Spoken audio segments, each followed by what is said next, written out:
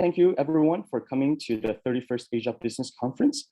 I am this year's co-chair for the conference site. My name is Daniel Haorong Chen, and I'm a senior studying economics and international studies at the University of Michigan. Yeah, and welcome everyone to the second week of our Asia Business Conference. My name is Cynthia, and I am the panel co-chair for this year's ABC. I'm also a senior studying business and statistics. Welcome. Okay, so just to start off, a few quick introductions. So this year is both the 31st year of our student organization and our 31st annual conference. And it is also the second online conference that we have held since the start of the COVID pandemic. And for this year's conference, we have more than 30 speakers who are from renowned companies, including, but not limited to, PayPal, BCG, Bain & Company, JP Morgan, and the New Development Bank. And we just want to quickly have a special thanks to our Platinum sponsors this year. And these are the sponsors that have provided significant support to our conference this year. These sponsors include the Ross BBA Council, Michigan Ross Global MBA Program, the Center of Southeast Asian Studies, and the Mitsui Life Financial Research Center.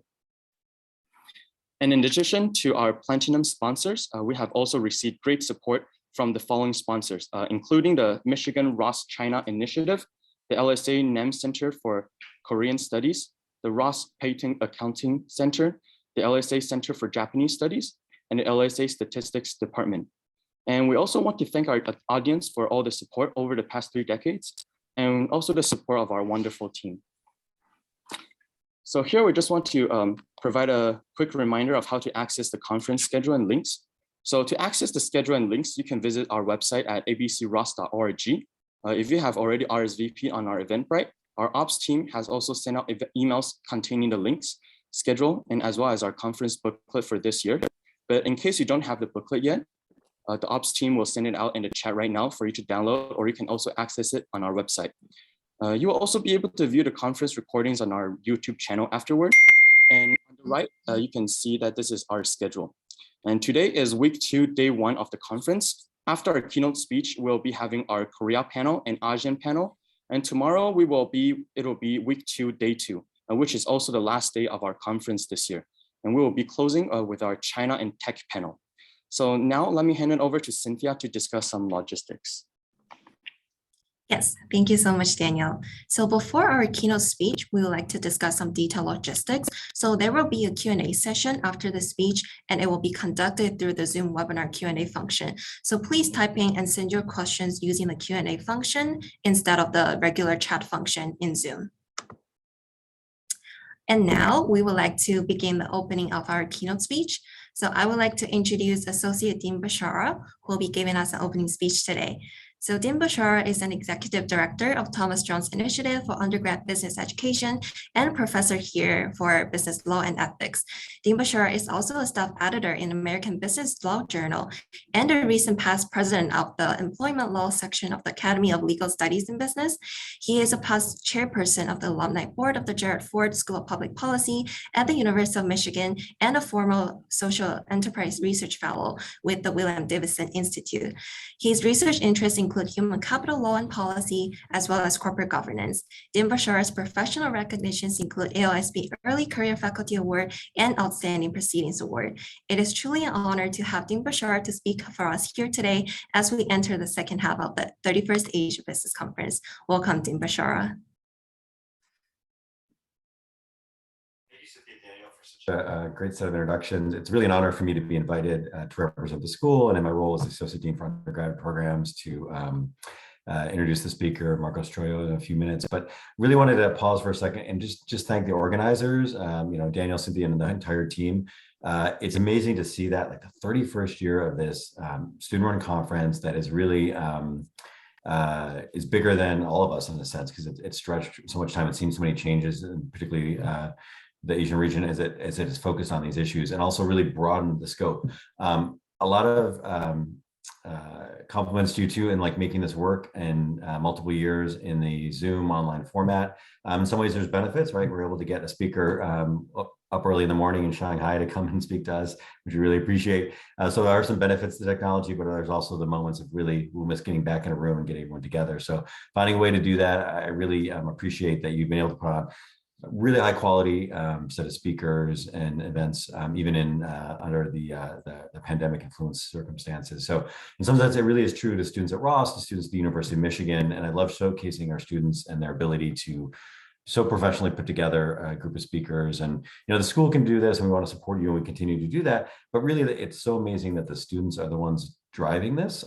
So I could reach out to a speaker and ask them to come, but it turns out, when students ask, you get phenomenal speakers, in part because I think they realize the energy, the excitement that comes from working with really excited students who are focused on specific issues. So again, it'll be my pleasure to introduce Marcos Troyjo and talk about his experience as a leader of the New Development Bank. In some ways, he personalized the BRICS acronym. I mean, he's Brazilian, and he's also works across all of those countries, and particularly as in the moment sitting in Asia. And so those connections that he can see from his position of being a diplomat, an economist, a development professional, working in that sector, and combining oftentimes what we really hope our students aspire to, like crossing those boundaries in those worlds of understanding business acumen, but using it for a really sustainable impact that's bigger than all of us. So this idea of building a sustainable future as a mission of the bank is really personified by the projects they engage in,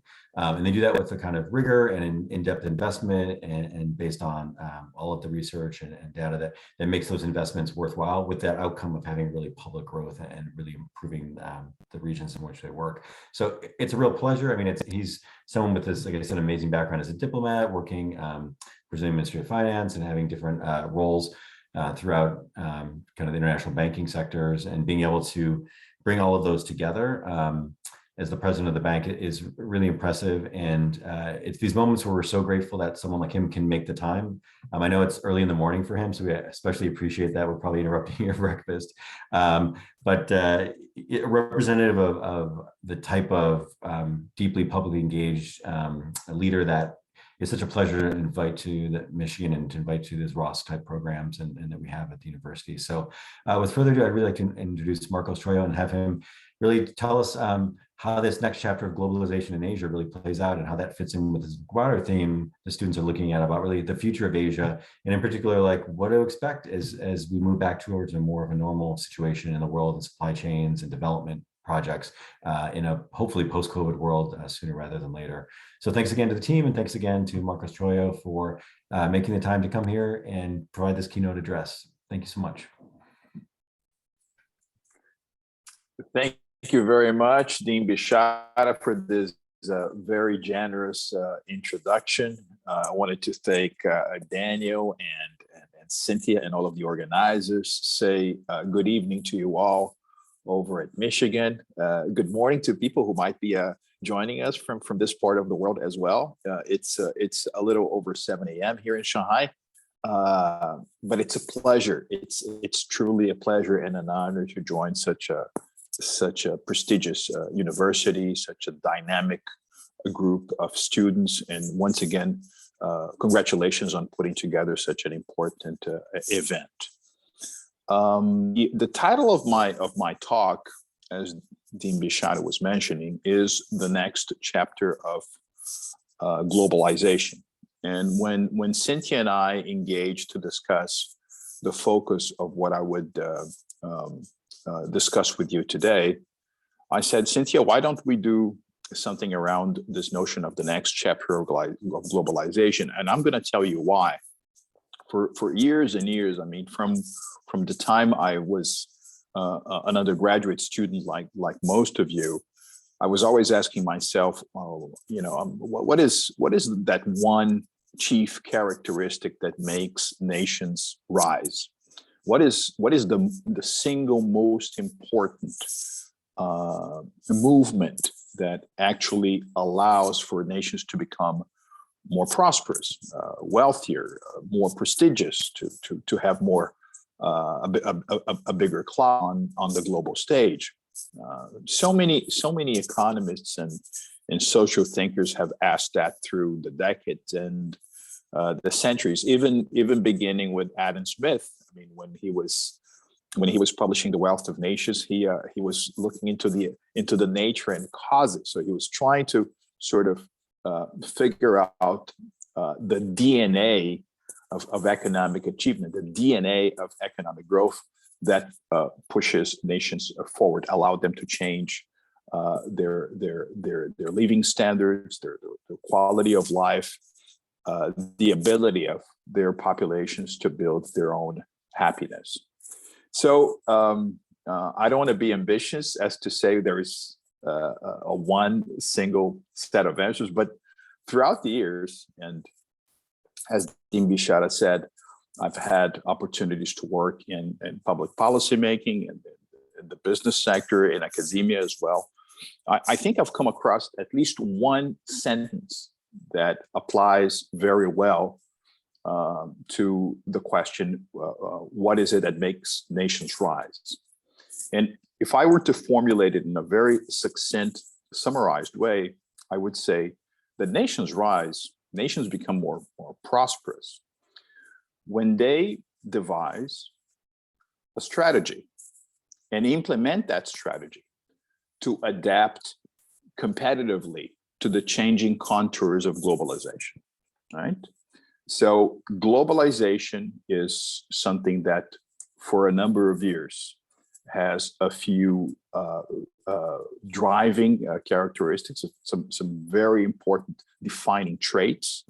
Some nations have more comparative or competitive advantages that are enhanced by that particular set of characteristics of globalization.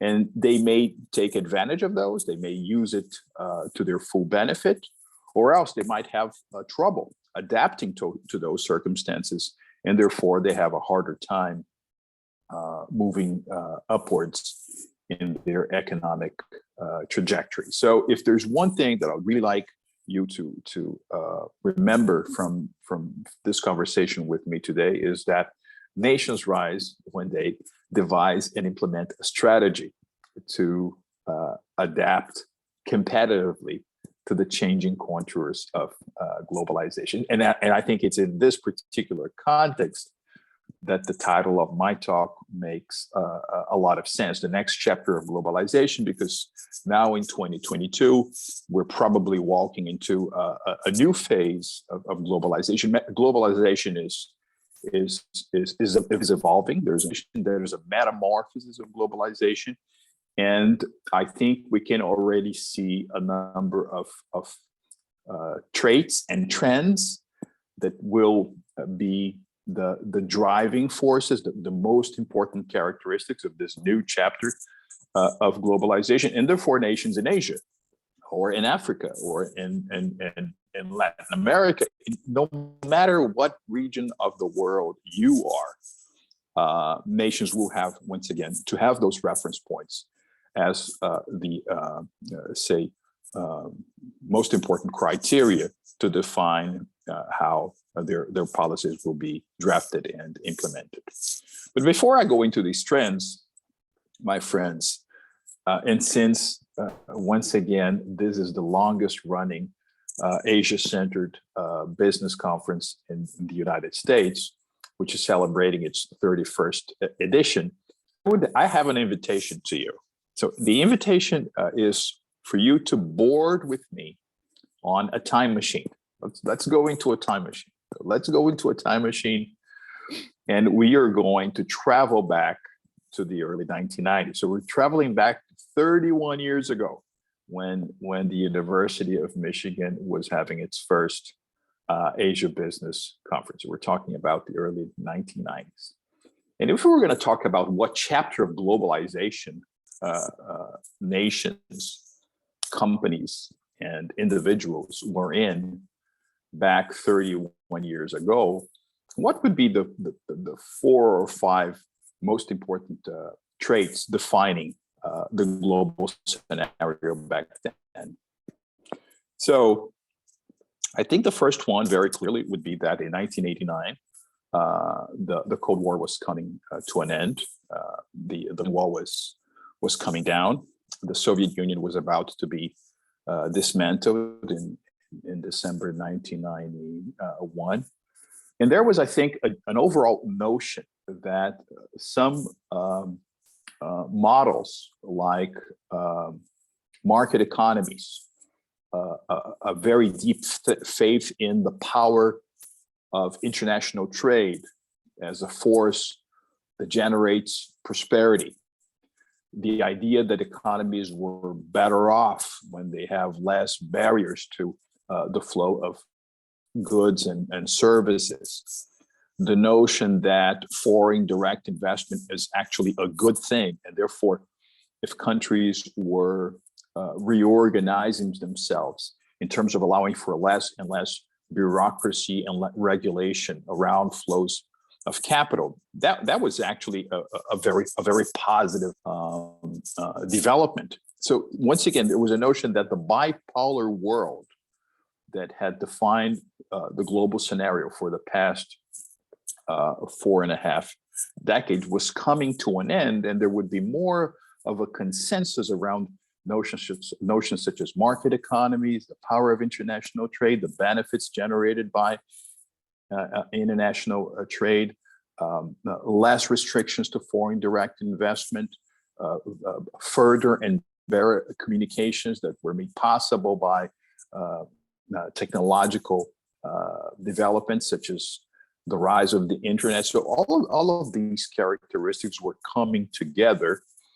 to, I believe, give us the idea that we're moving into an area of deeper globalization, right? I mean, you know very well that some thinkers have reflected a lot on that scenario. Some have come with the notion of the end of history, so that if history is defined as a series of conflicting theses and policies, once you get such a broad consensus on the relevance of market economies, of international trade, of the flows of foreign direct investment, then the contradiction is not there. So you probably have the end of history in Hegelian terms, with reference to the great German philosopher Hegel. So this was very much the mood back in, say, 3 decades ago. There was a second characteristic.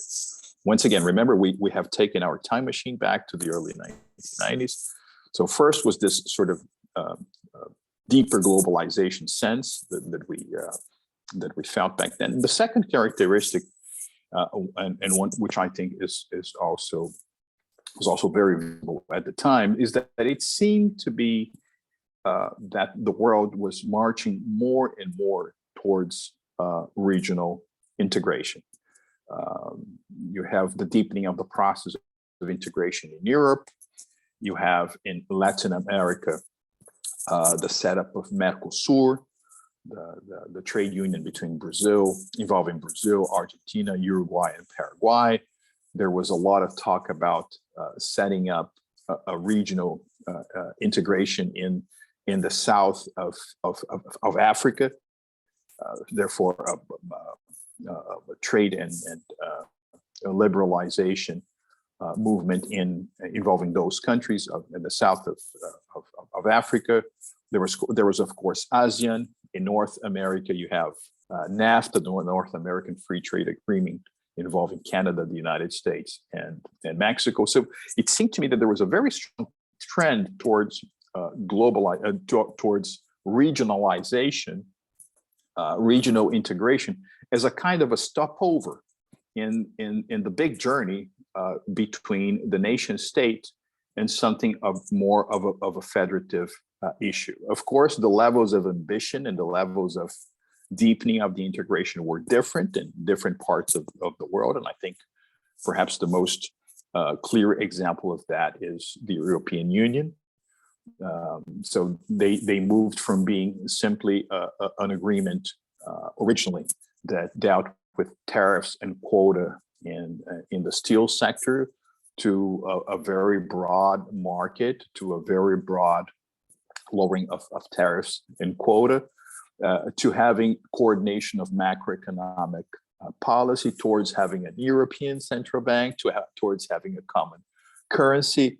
And then you have the Maastricht Treaty that deepened the integration even further. So the Europeans set up a common court in Strasbourg, a parliament in Brussels.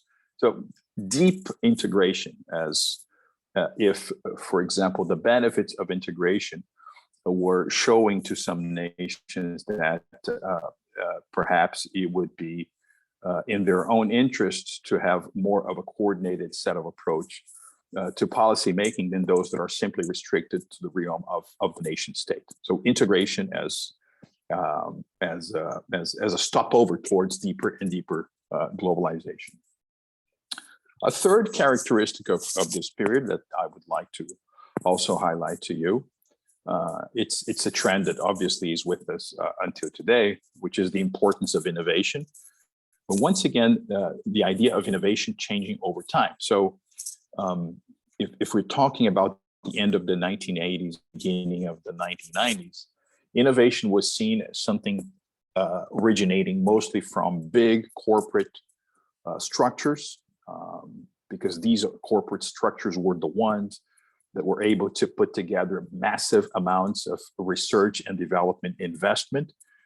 So the cradle of innovation, the power mills of innovation were the big companies, the giant corporations, and because some of these corporations had existed for very long, innovation was about reinventing oneself. Look at the case of IBM. So IBM, these three letters stand for originally International Business Machines. And as the very name allows you to think, it was a company about manufacturing physical things, machines, tangible goods, things that you can touch. And throughout the years, they're able to innovate in an extraordinary way, moving away from what is hardware towards what is software, and then over to what's smartware. So moving perhaps away from some of the tangible goods, from the machines, towards cloud computing, towards information systems, and once again making that transition. So in a major way, 31 years ago, innovation was about corporate reinvention. So it was about reinventing oneself.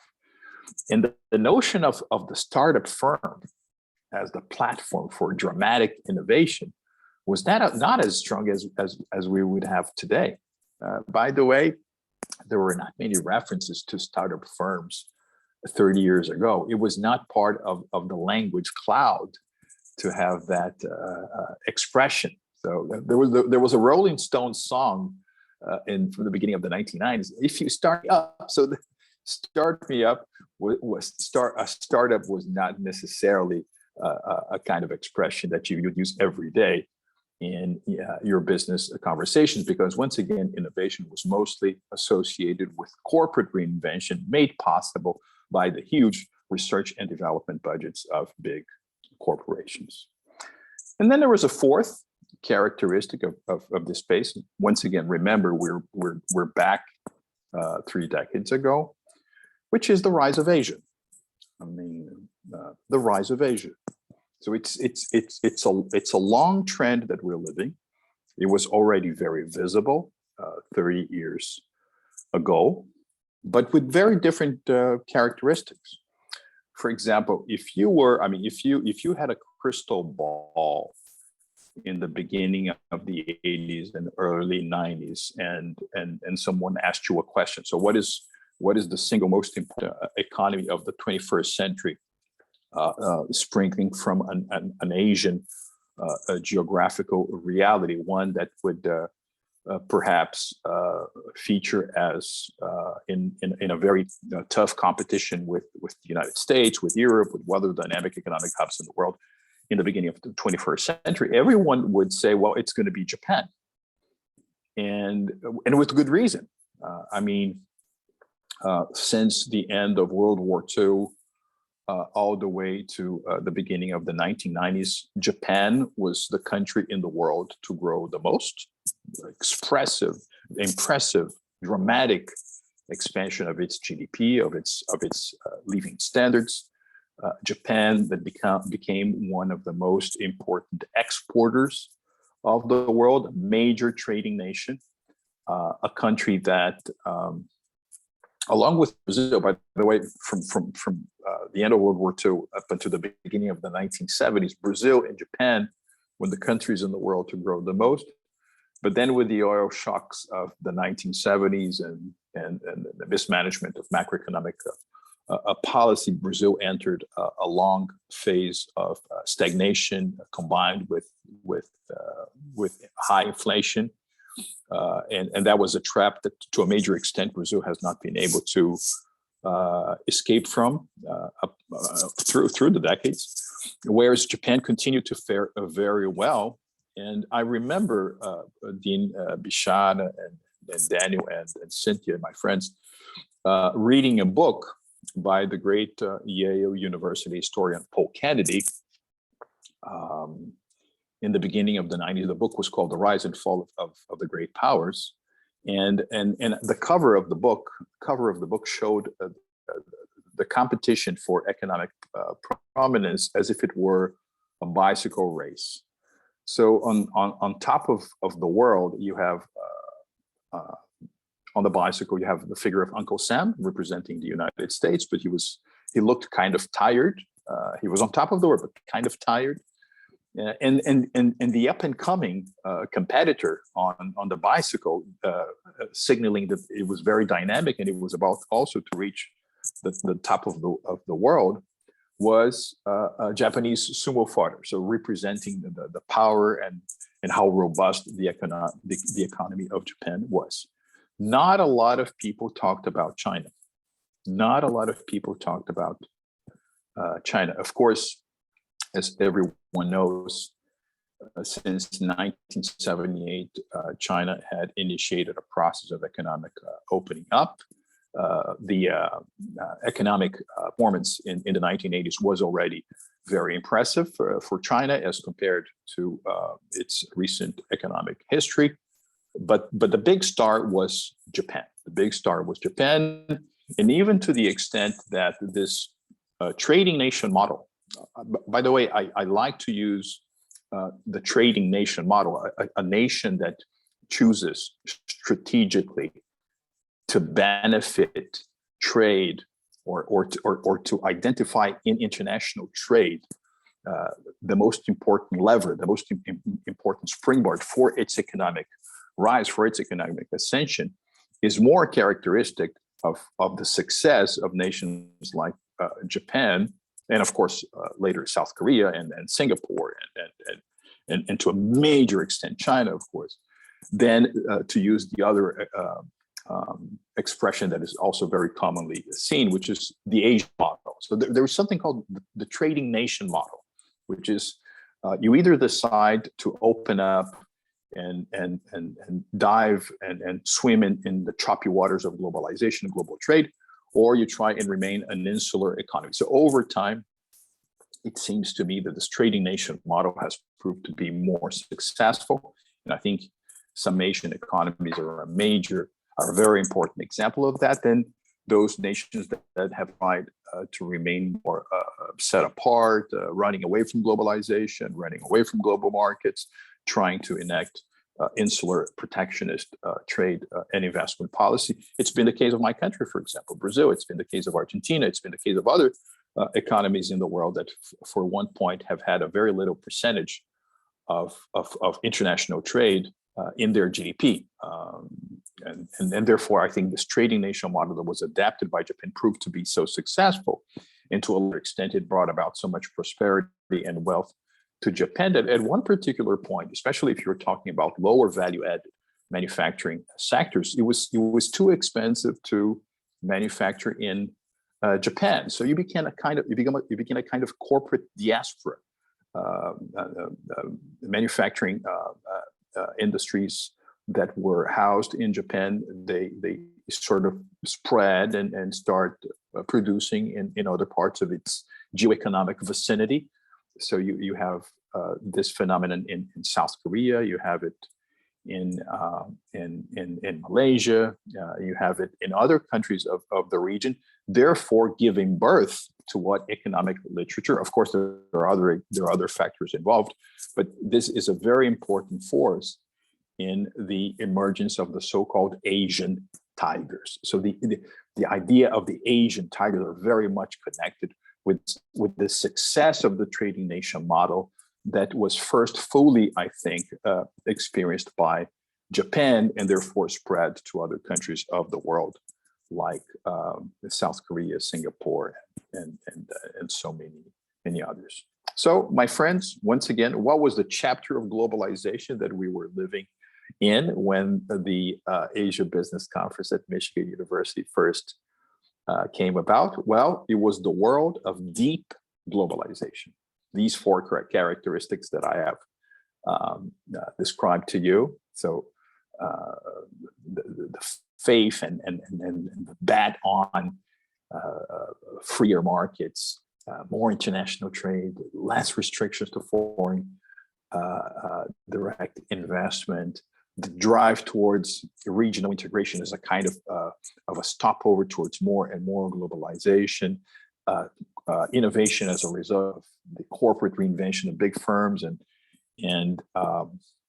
the rise of Asia with the success of the trading nation model of countries like Japan and South Korea, and the beginning of the opening up phase of China. Once again, these forces combined, these characteristics combined, allows us to say that the chapter of globalization we were living in was a chapter of deep globalization.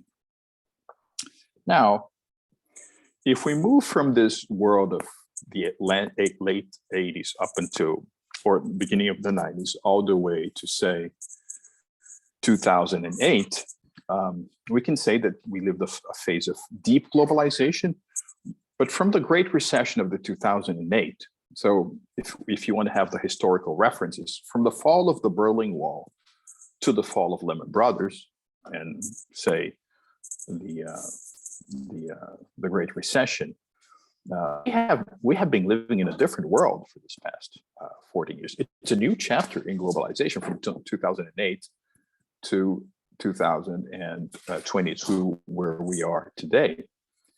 I think we have left the world of deep globalization to what some analysts call a world of deglobalization. I'm not only playing with words here, but it's interesting how globalization was seen as deeper and going deeper and deeper. So deep globalization chapter towards a phase of deglobalization. And this is what we have experienced, we've been experiencing for the past 13, 14 years. Look, there are more restrictions in the world, or there have been more restrictions to foreign direct investment. I think also as a precautionary caution emerging from the traumatic experiences of the Great Recession, the subprime crisis and its macroeconomic effects, more restrictions to investment, also as a result of some of the crises in the Mediterranean economies of 2011. Unlike the big phase we saw in between the end of World War II and say 2008, where global expansion was very much pushed forward by the expansion of international trade. So the terms of trade growing at higher percentage terms than global GDP were actually reversed. So global GDP was expanding at a higher rate than global trade for this past in the accumulated years since 2008 and 2022, which signals more protectionism, a sort of a revival of old import substitution policies, more restrictions to trade. Trade barriers have also become more sophisticated. So it's not only about tariffs and quota, but now there are all kinds of complex and sophisticated barriers involving rules of origin, intellectual property, environmental restrictions, so sort of more complex and sophisticated barriers to international trade. It seemed also that this consensus we had 30 years ago about market economies and the benefits of international trade have been somewhat questioned, not only by countries that were,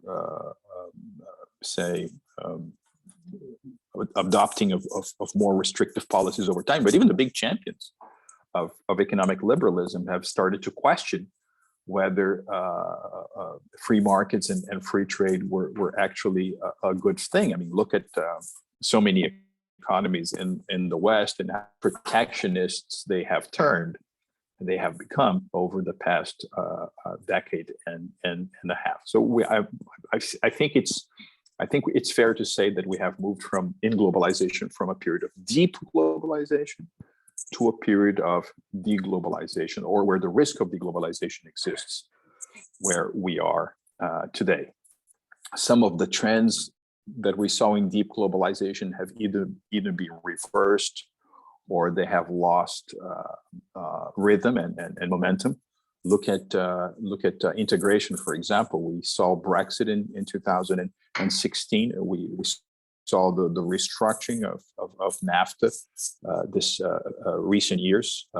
Mercosur in South America was very much questioned in its efficiency in recent years. Of course, there was an important positive boom that came as a result of the conclusion of the trade negotiations between the 2-decade-long standing agreement between Mercosur and the European Union. But once again, a big question mark around regional integration.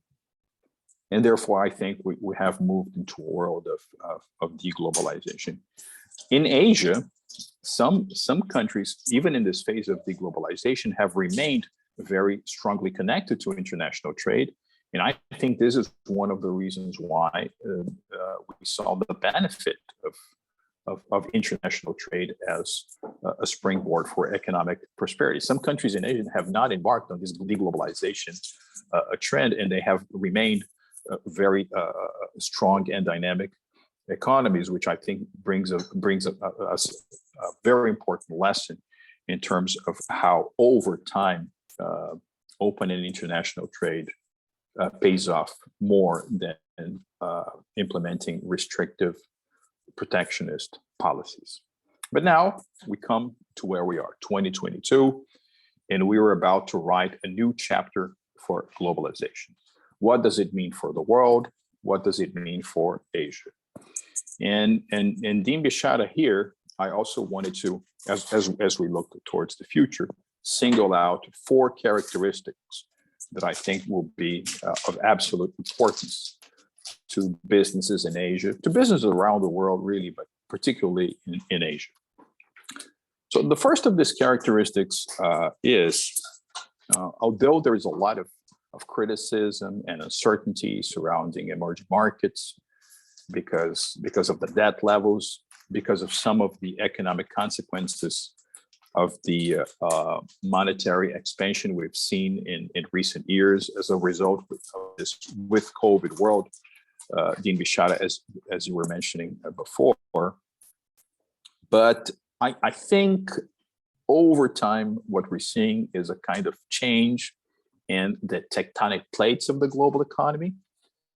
And this change sort of points to the overall expansion of the relative weight of emerging economies in the global economic outlook, right? And let me give you one example.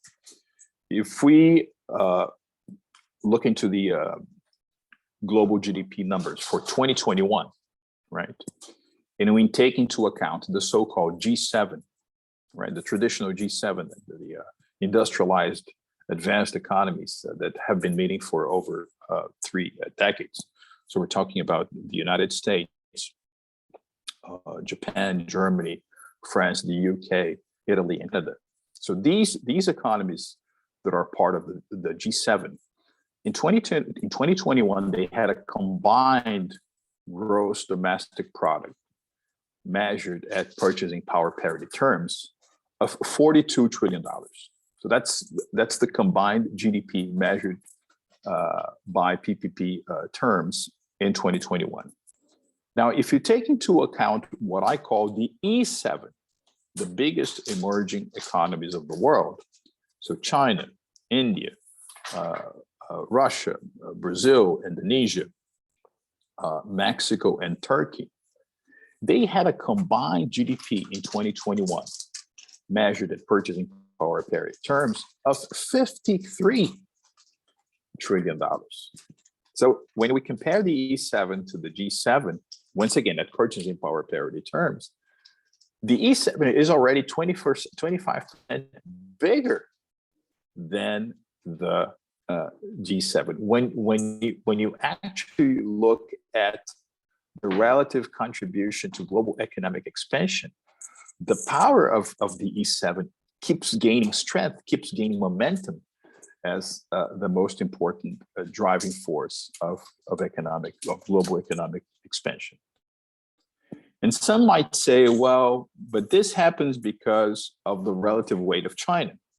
So economic growth in China has been so impressive and robust over the past 4 decades that this brings about a certain imbalance.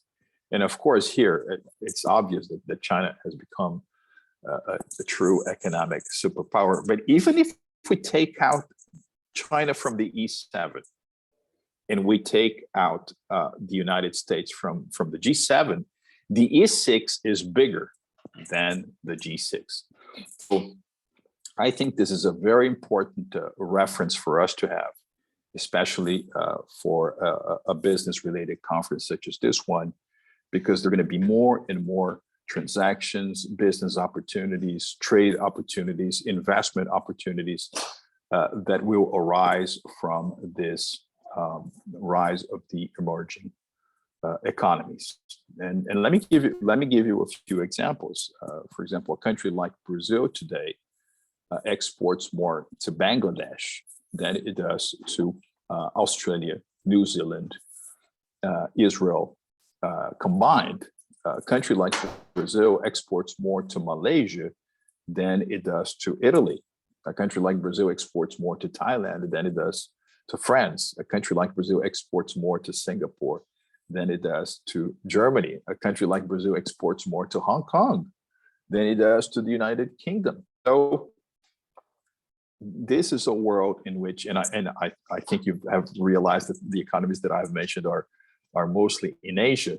If it's true, on the one hand, that the emerging economies are going to be more and more important, it is obviously also true that a significant part of those, the big majority of those, the most dynamic ones and the ones that will be more and more responsible for global economic expansion are housed in Asia. So this is, I think, a very important notion for us to retain.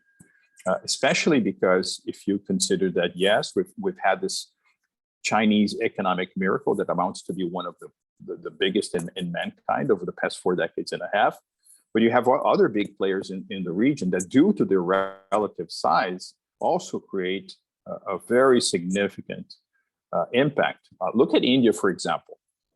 So for the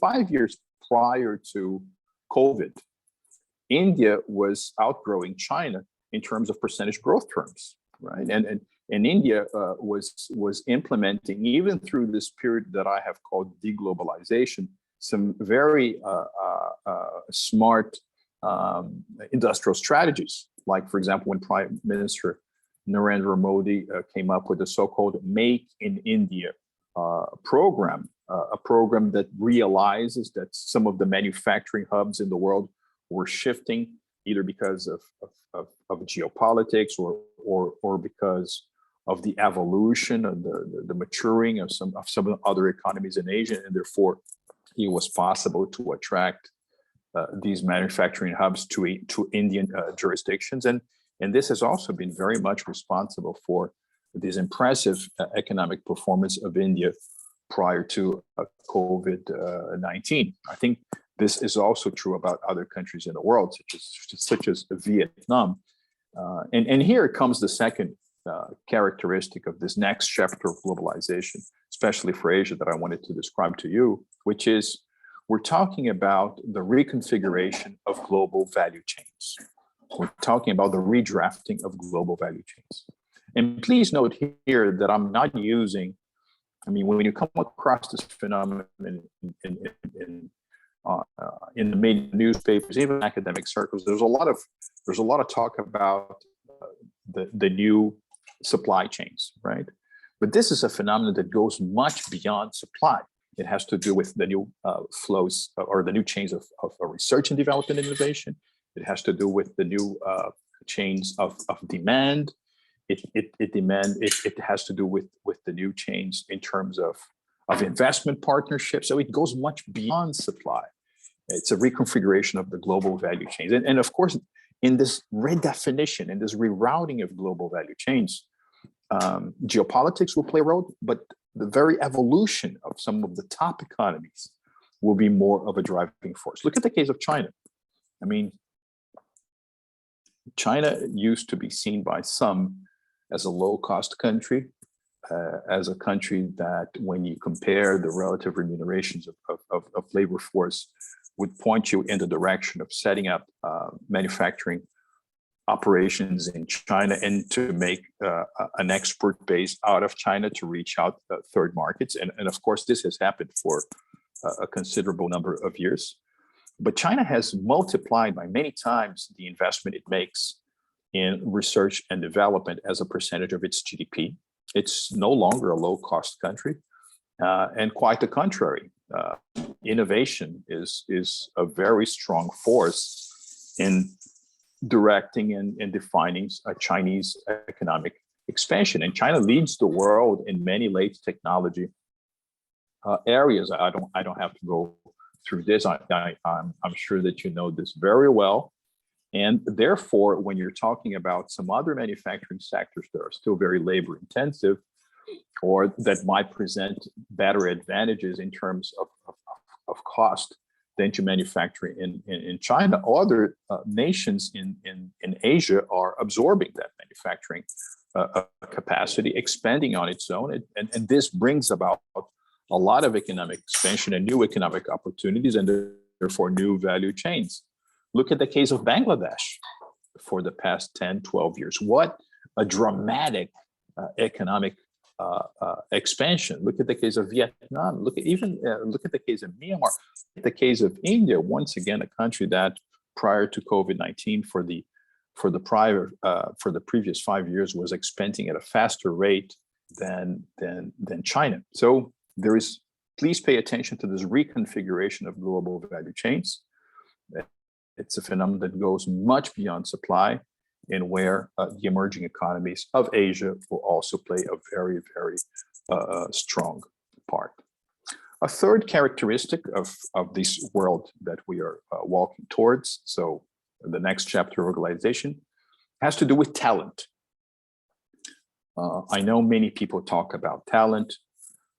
My friend Klaus Schwab at the World Economic Forum a couple of years ago argued that talent has become the single most important factor of production. So it's not only about capital and labor and land. Talent is the star here. And therefore, I believe that there was an op-ed that he put out in which he argued we should no longer call our system capitalism, but we should call it talentism, because talent has become, once again, the most important factor of production. And therefore, there is a race, there is a competition for talent, right?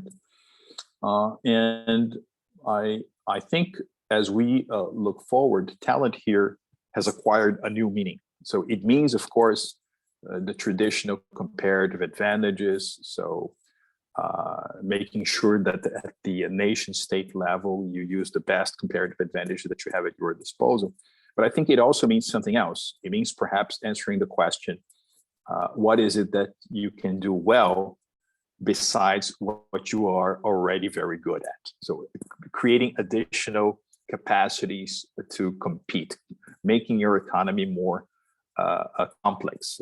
You know, some people at Harvard have come up with the concept of economic complexity, setting up the ethics of economic complexity. So this economic complexity, this addition of new talents to a country's economic profile, is absolutely important. And when you look at research and development as a percentage of GDP in different economies in Asia, you can realize that some of these economies will indeed make the transition to become countries that grow more and more, not only through the traditional trading nation model, but also through a model of that I like to call the network nation model, one that is very much associated with science, technology, and innovation.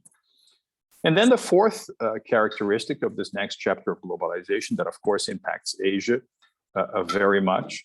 And I think Dean Bishara, Daniel, and Cynthia, from the standpoint that I have today, I'm heading now the New Development Bank, which is the multilateral institution set up by the BRICS countries, an institution that has in its articles of association, so it's on its very DNA, the investment in infrastructure and sustainable development as its core.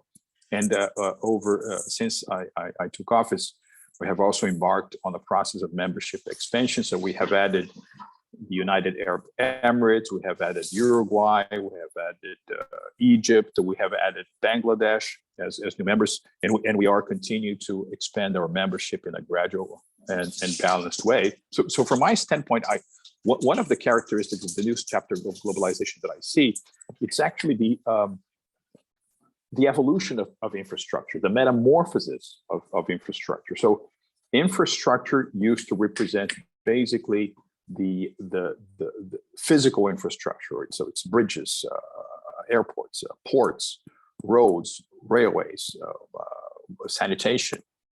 And of course, all of these traditional sectors of infrastructure remain absolutely important. But there is, in fact, a growing role that is played by technology.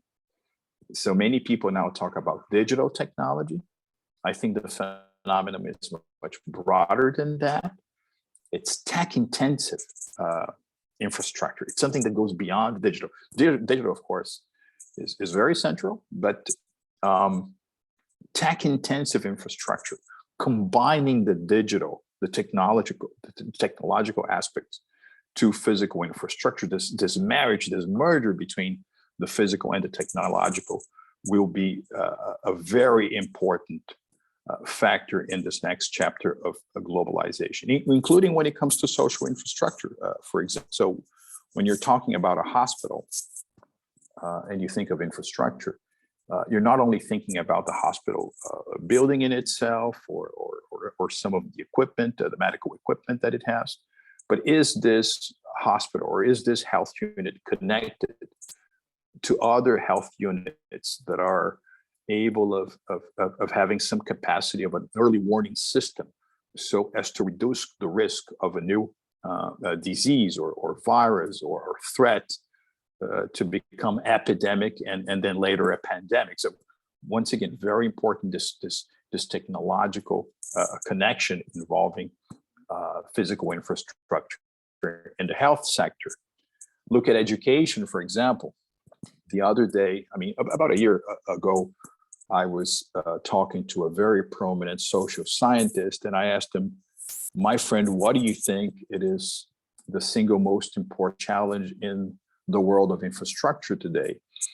And he said to me, Marcos, I think as we speak around the world, there is about 500 million children who are unable to get an education because in-person classes are not taking place. You have lockdowns, lockouts, and classes are not presentially taking place. And these children also lack the technological elements to allow them some sort of remote learning or distance education, like, for example, the school building being connected to a Wi-Fi tower or to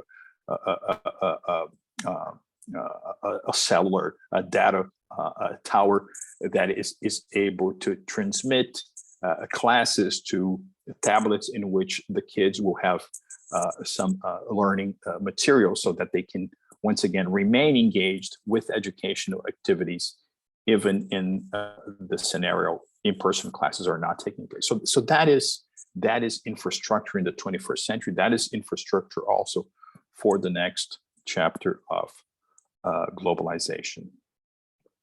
To summarize it all, let me say that Asia is very well positioned to fare well in this next chapter of globalization. Some of the nations in the region are combining these trading nation strategies with a bigger and bigger emphasis on research, development, innovations as a driving force of their GDPs. And this process of structural reform is kind of never ending, because you reform structurally once again to face up and to adapt competitively to a particular say phase in globalization. But then as globalization itself changes, as globalization evolves, then countries have to keep on evolving with it, and perhaps even in the sense that at one particular point, if they accumulate enough prosperity and influence and clout, they can not only adapt to globalization, but they can also help shape it. They can also help shape it.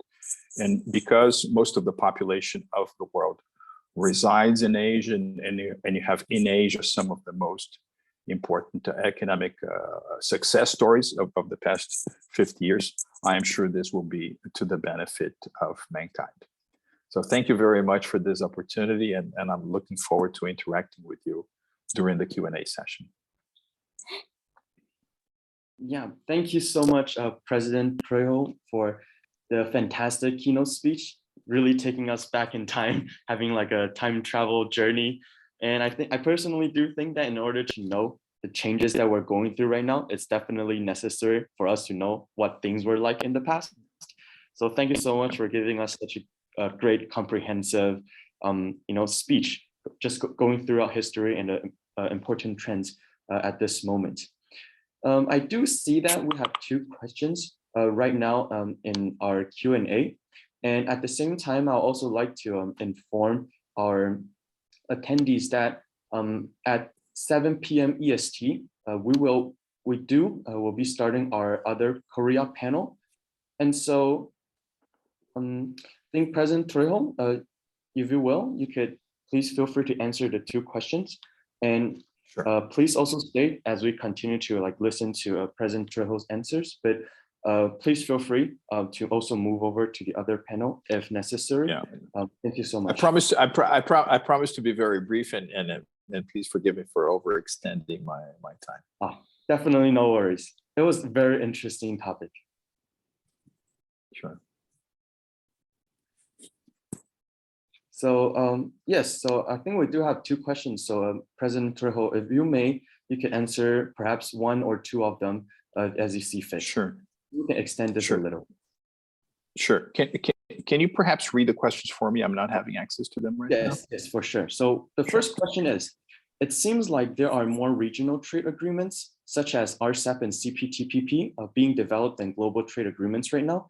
But on the other hand, WTO seems to be losing its influence. So what do you think WTO should do? Thank you very much. It's a very important question. I think the WTO is a very relevant international organization. Multilateralism is, I think we should see multilateralism not only as a method of work, but as a kind of a value. It's a very important value that we should have, because, for example, global trade is naturally it's a global phenomenon. We have to have some global solutions, and if we try to achieve those solutions via a multilateral vehicle such as WTO, all the better. The thing is, when the WTO was created, I think for some of those who were living in the 1940s, the idea was to create more and more sophisticated instruments for global government. So you had the setup of an international monetary fund, you had the setup of a bank for international reconstruction and development. So you had an agency for liquidity, you had an agency for reconstruction and development, which of course is the World Bank. And the idea back then was also to come up with what was called at the time the International Trade Organization. And then people met in Havana, Cuba, set it up. It was not important. Some people were, some nations were against it. What they argued for was basically a general agreement on tariffs and trade, the so-called GATT, that would mostly focus on manufacturing. And obviously, the evolution of the global economy in this period between the end of the 1940s and the 90s, when the WTO was actually set up. So a diversification, the biodiversity of trade was very much expanded to include trade in agricultural, trade in services, intellectual property rights. So there's a complication of trade, and therefore the WTO had many more challenges to work with. And then I think as a consequence, you have this sort of different geometries in terms of multilateral trade. Some call it plurilateral agreements, like the ones that were referenced in the questions, where a smaller number of countries agree on the standards and the rules that are going to define the way they do business together. And then instead of having a universal global institution, that particular trade agreement establishes the initial set of rules. And then if other countries want to sign in order to be a part of that, they may. So it's kind of a building block approach. I understand the RCEP is one of those examples, and you have many others. I think the spirit behind also the big agreement of the Pacific that the United States walked away from 4.5 years ago is another example of how different kinds of multilateralism, or if you want to, may coexist. I think the challenge for the WTO here is to redefine itself. We are no longer living in a world of manufacturing. Manufacturing is obviously still important, but we are living in the world of mind-factoring. So there are a lot of the international trade is actually performed in electronic platforms, intangible goods. So the challenge is reinventing the organization to be able to play a relevant part in focusing trade discussions in these new sectors of the economy as well. Thank you so much for that answer. And I think we do have another question, so let us just quickly cover that. So we have another question. It says that from Ming, it says, in the past, we have the World Bank headquarters in DC and Asian Development Bank in Manila. How would you compare the new development institutions, including New Development Bank and AIIB, which are both based in China? Yes, well, I think it's a great honor for us, for example, the New Development Bank to be headquartered in Shanghai, one of the most dynamic and impressive financial centers of the world.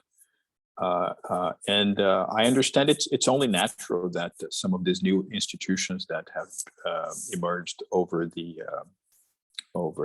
past few years to be headquartered in Asia, and particularly in China. I mean, China has become the second biggest economy of the world in nominal GDP terms. It is already the biggest economy in the world in GDP PPP terms.